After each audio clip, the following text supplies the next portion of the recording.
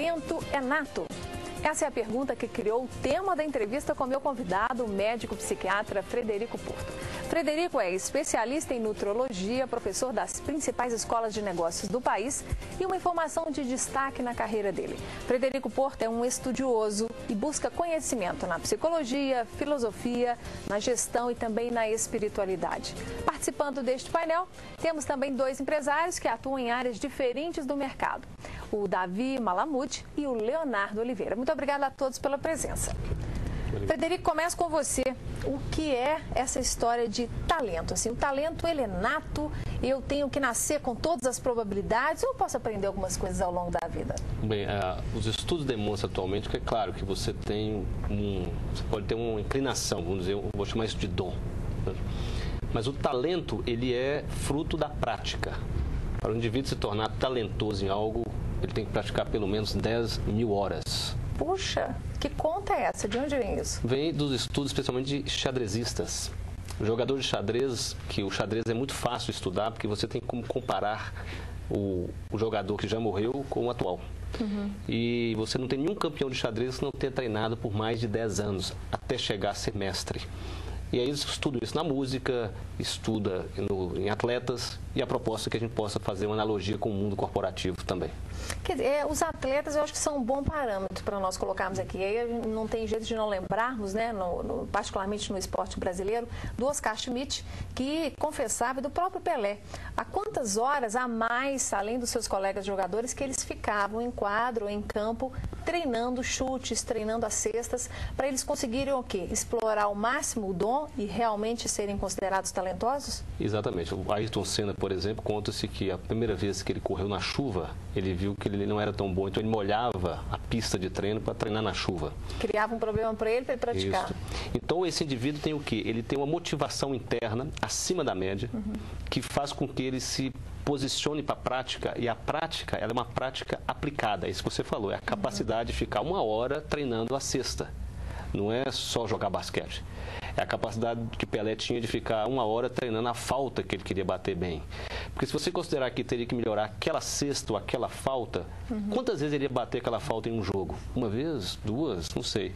Mas na prática aplicada, não. Ele fica pratica 200 vezes, ele fica 1 a 2 horas praticando a mesma coisa, e é que você vai acumulando este conhecimento no seu sistema nervoso. Será que vem daí aquele ditado popular?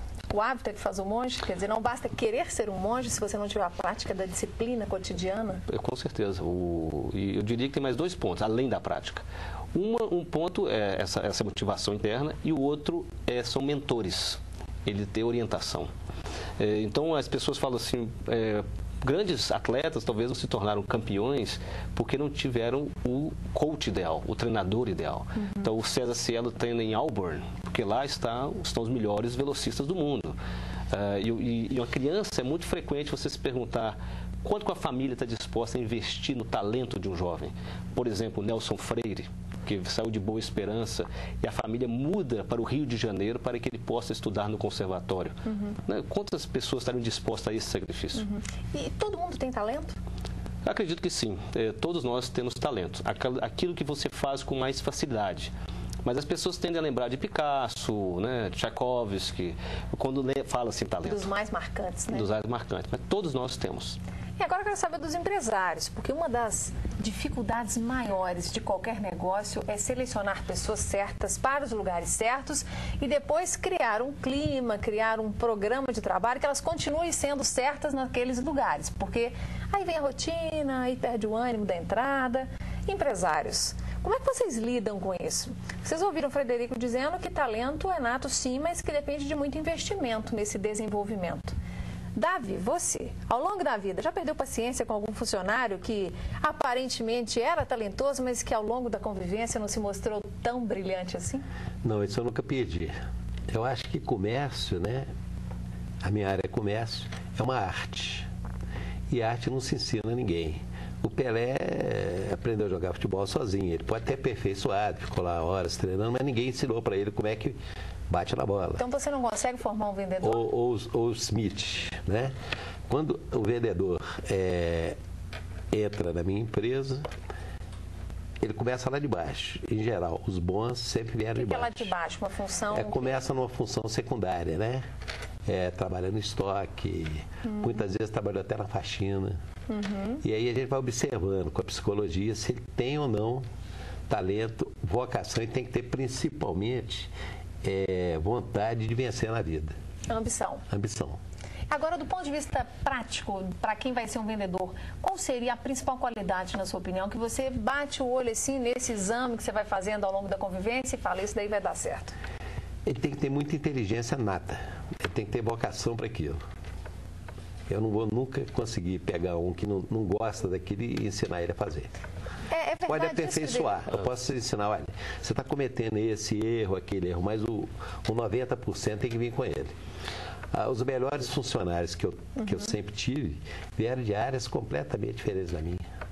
Como é que você explica isso, Felipe? É interessante o seguinte, nós entendemos que, se você pegar o parâmetro de todas as atividades humanas, elas vão aumentando a dificuldade, ou seja, a régua vai subindo com o decorrer dos anos. Por exemplo, quando Tchaikovsky compôs o concerto para violino, ele era considerado impossível de ser tocado. E hoje a pessoa toca com 5 anos de prática. E por quê? Porque criaram um método para ensinar o violino. Então eu acredito que, quando o Sr. Davi usa a sabedoria dele para escolher um vendedor, sim, ele está fazendo algo mais fácil. Mas se nós agora já temos isso, o método para treinar um vendedor, você consegue fazer pessoas que não seriam grandes vendedores, talvez, se tornar vendedores muito bons, igual o tocador de violino. E talvez o exemplo mais interessante, histórico que nós temos disso, é de um educador búlgaro chamado Laszlo Polgar, que ele, para provar, ele pegou as 3 filhas, tirou da escola, as educou em casa. E elas jogavam 4 horas de xadrez por dia. É claro, elas tiveram que fazer terapia depois, talvez, para tirar a raiva do pai. Mas, conclusão, depois de alguns anos, elas se tornaram as 3 são mestras em xadrez, e uma delas se torna o mestre internacional mais jovem da história, superando o recorde do Bob Fischer. Ela se tornou mestre com menos de 15 anos. Então ele derrubou 2 paradigmas. Primeiro, que mulher não joga xadrez. Segundo, o paradigma que fez 3 mestres. E o que é interessante, ele escreveu um manual para ensinar xadrez. E desde quando ele escreve esse manual, fica mais fácil para os próximos aprenderem a jogar xadrez. Entendi. Tá certo? Leonardo, eu quero saber de você. Você já perdeu paciência, por exemplo, com algum fornecedor que você explica como é que faz, a pessoa não consegue te atender, você fala, isso daí não vai aprender nunca? Você já teve, assim, esse momento de raiva em relação a essa questão do talento que nós estamos colocando aqui hoje? Já sim, e eu creio que com isso a gente identifica que algumas pessoas realmente talvez não tenham inclinação.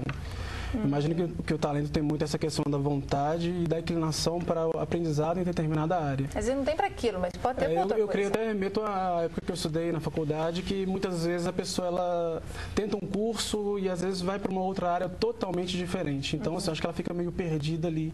Ela sai fora, talvez, daquela inclinação dela, que seria talvez para medicina e, na verdade, escolheu publicidade por ser, por exemplo, mais fácil né, de estar ingressando na faculdade. Com certeza, você colocou um ponto importante.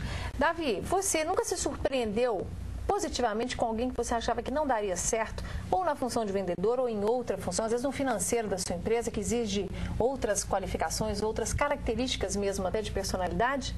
Já se surpreendeu? Já me enganei várias vezes, né? Eu pensava que a pessoa não tinha talento e não tinha vocação, e tinha. Oba. Que em certa altura dos acontecimentos se revelou, né? Entendi. Agora, o que acontece muito no varejo, o que é difícil transmitir para as pessoas, é que cada cliente quer ser atendido de uma forma. Única, né? De preferência. Não, cada um. Você tem que ter... cada cliente é um diferente do outro, não tem uma regra fixa. Que todo cliente vai atender daquela maneira, daquele jeito, usando aquele argumento. Para isso tem que ter flexibilidade. É aí que a inteligência entra? E tem que ter muito feeling para observar como é que ele vai conseguir vender o produto para o cliente. Agora, o Leonardo trouxe um lance, essa questão do ensino. A nossa sociedade, ela quer que a gente acerte de primeira, né? As pessoas que ficam escolhendo demais, parecem pessoas burras, desqualificadas, elas tendem a levar esses rótulos, né? E aí vão cada vez se distanciando mais do seu talento. Você acha que corre esse risco? Primeiro, nós todos temos que escolher a faculdade aos 16, 17 anos, né? Já é uma coisa complicada. Eu acho que a pessoa tem 3 pontos fundamentais. Eu vou citar um cineasta polonês chamado Kiełowski, que tem uma série chamada Trilogia das Cores. Ele dizia que o dom é branco, ele é um presente de Deus. O talento é vermelho, ele é fruto do seu esforço. E a vocação, ela é azul, ela é o horizonte, ela é o chamado do mundo para onde os seus dons e os seus talentos vão se encaixar. Então essa é a grande busca de todos nós, ou seja, eu entender o que são meus dons, os meus talentos e o que o mundo precisa e como é que eu encaixo isso. Será que tem muito talento aí fora do lugar, por isso não consegue alcançar a sua vocação? Provavelmente sim, que não tiveram a oportunidade de exercitar, e como o talento pode ser, talvez você tenha um talento que pode ser usado em áreas diferentes, você está com o seu talento certo, mas na vocação errada. No próximo bloco eu quero que você fale como é que eu, pessoa, percebo que eu não estou aproveitando o meu dom. E aí vocês trazem, por favor, dúvidas que vocês têm vivido com suas equipes, com pessoas de uma maneira geral. Eu quero trazer aqui porque vida de empresário eu sei que não é fácil, viu? É muito cheio de dúvidas, de altos e baixos. Nós vamos aproveitar a presença do Frederico para tirar essas dúvidas e para estimular quem está em casa, ok?